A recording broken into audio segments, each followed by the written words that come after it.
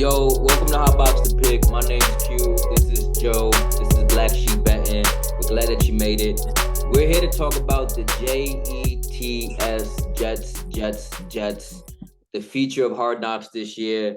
And, well, Joe, I'll start with you, man, because you kind of brought this up. You said that you had some doubts about the Jets. Tell me about those doubts that you have about the Jets, my friend. I will say one thing I noticed is that, you look at strength of schedule off rip, they don't have an easy schedule. You start the season with the Bills, then you play the Cowboys, Patriots, Chiefs, you get the Broncos. First chunk of that schedule, at least the first like 5-6 games are not going to be easy. A lot of those games are even toss-ups. Depends how the other team's going to come out.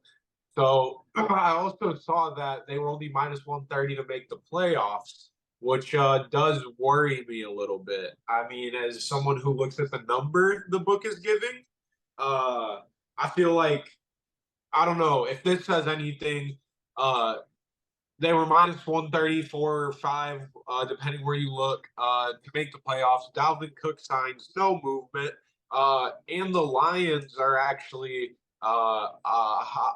more steep price to make the playoffs, which I found interesting because you have all this star power on the Jets. I don't know. I think the bookmakers know something when they give us numbers, and I feel like a lot of people who don't really dive into these type of numbers and really study football, they're going to see the Jets at minus 130 to make the playoffs and hop all over that. Yeah, they're going to say this is a lock.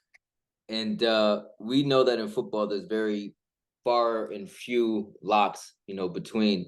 And Aaron Rodgers undoubtedly going to the Jets kind of brings in just so much hype. And, but I question how much better of a team they're really going to be with Aaron Rodgers at quarterback, because I love Aaron Rodgers. He's one of the best regular season quarterbacks probably of all time, him and Peyton. But, you're going to reunite him with Nathaniel Hackett, right? Like you were saying earlier when we were talking. And both of them are coming off bad years. Aaron Rodgers had a 39.3 QBR last year. And he's always kind of just, I don't know, man. To me, he doesn't really like change like that. He's not quick to adjust. And I think that's going to be a big... He didn't like the shifting that was happening in the offensive line in Green Bay. And then the loss of Devontae Adams, you see just everything kind of go downhill from there.